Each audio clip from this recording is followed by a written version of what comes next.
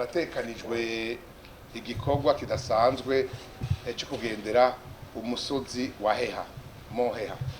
Mwese muraza abarundi yuko umusozi wa Heha ari ikintu gikomeye cyane mu Burundi, kuko n'umusozi wa mbere muremure muri kino gihugu no muri kano karere.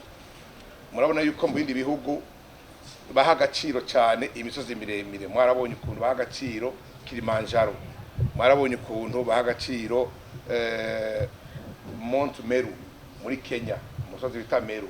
Natwe mu Burundi turafise umusozi ukomeye cyane witeka n'abana bacu batazi, namwe ubwanyu mutazi, kandi umusozi touristique. Umusozi rero tuzowugendera tuwigine, ejo nawo ushigwe mu masite touristique Uburundi bufise. Mu masite tuzohora twereka ba mukerarugendo. Ndazi neza ko ba mukerarugendo baje mu Burundi tukabajana kuri urya musozi tukababwira ivyaho, bizoba ibintu bibanezereza cyane. Ikindi twashaka kubabwira, ikindi naco turiko turategura, hariho inama ikomeye cyane, inama idasanzwe y'akarere bayita conference régionale.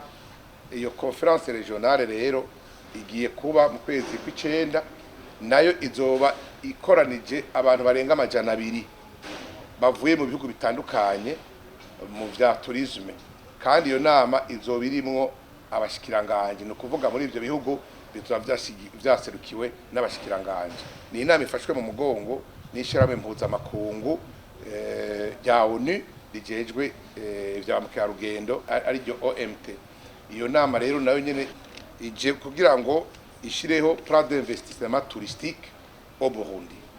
No kuvuga ije kudufasha gushiraho imbono, gushiraho umugambi wo kwinjiza amafaranga mu gihugu avuye muri ba mukerarugendo nga mu gihugu cacu. No kuvuga ko izo birimo abahinga badasanzwe, kandi hazofatirwa n'ingingo zidasanzwe kubijanye na tourisme yo mu Burundi.